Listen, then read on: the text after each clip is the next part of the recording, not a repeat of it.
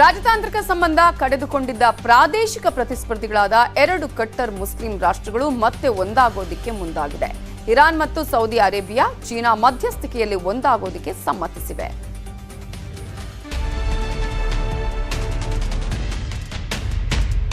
ಪ್ರಾದೇಶಿಕ ಪ್ರತಿಸ್ಪರ್ಧಿಗಳಾದ ಇರಾನ್ ಮತ್ತು Saudi Arabia ರಾಷ್ಟ್ರಗಳು ಒಂದಾಗುತ್ತಿವೆ. ಚೀನಾ ಮಧ್ಯಸ್ಥಿಕೆಯಲ್ಲಿ ತಮ್ಮ ರಾಜತಾಂತ್ರಿಕ ಸಂಬಂಧ ಸುಧಾರಣೆಗೆ 2 ಮುಸ್ಲಿಂ ರಾಷ್ಟ್ರಗಳು ಸಮ್ಮತಿಸಿವೆ.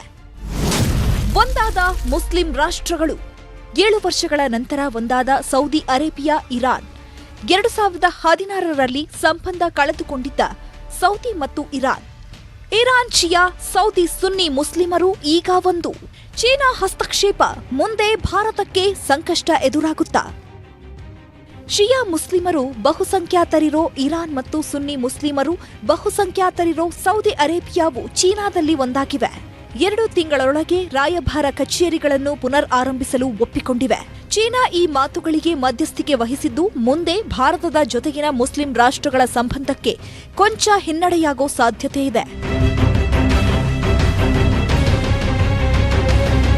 ಪ್ರಾದೇಶಿಕ ಮತ್ತು ಅಂತಾರಾಷ್ಟ್ರೀಯ ಶಾಂತಿ ಮತ್ತು ಭದ್ರತೆಯನ್ನು ಹೆಚ್ಚಿಸುವ ನಿಟ್ಟಿನಲ್ಲಿ ತಮ್ಮ ರಾಯಭಾರ ಕಚೇರಿಗಳನ್ನು ಪುನಃ ಸ್ಥಾಪಿಸಲು ಉಭಯ ದೇಶಗಳು ಒಪ್ಪಿಕೊಂಡಿವೆ. ಇದನ್ನೇ ಬಳಸಿಕೊಂಡು ಚೀನಾ ಭಾರತದೊಂದಿಗಿನ ಮುಸ್ಲಿಂ ರಾಷ್ಟ್ರಗಳ ಬಾಂಧವ್ಯಕ್ಕೆ ಹುಳಿ ಹಿಂಡಬಹುದು ಎಂದು ತಜ್ಞರು ಅಂದಾಜಿಸಿದ್ದಾರೆ. Bureau report, news 18.